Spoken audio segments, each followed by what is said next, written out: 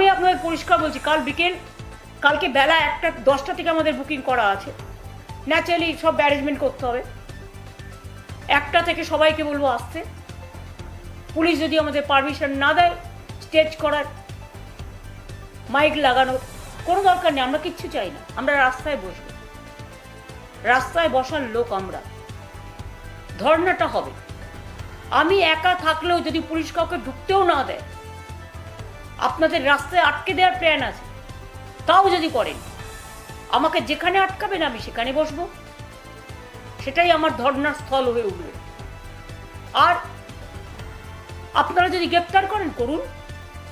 আমার তো প্রায় 10,000 ছেলে মেয়ে গ্রেপ্তার হয়ে আছে শুনেছি আমি। আরও থ্রেট আছে সবার।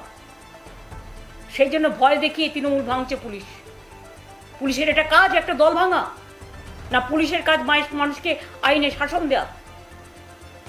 এসব করলে মনে রাখবেন, আমায় বাংলায় গণতান্ত্রিক আন্দোলন করতে না দিলে আমি কিন্তু দিল্লিতে গিয়ে করব। এবং আমাদের ইন্ডিয়ান অ্যালায়েন্সের মিটিংও আছে খুব শীঘ্রই। আমাকে ছেড়ে রাখলে আপনাদের বিপদ, কারণ আমি মাথা নত করি না।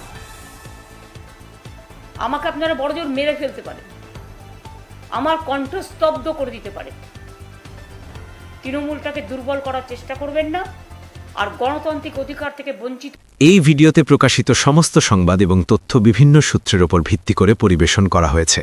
আমাদের লক্ষ্য বস্তুনিষ্ঠ সংবাদ প্রচার করা। কোনো ঘটনার দ্বারা কাউকে ব্যক্তিগতভাবে আঘাত করা আমাদের উদ্দেশ্য নয়।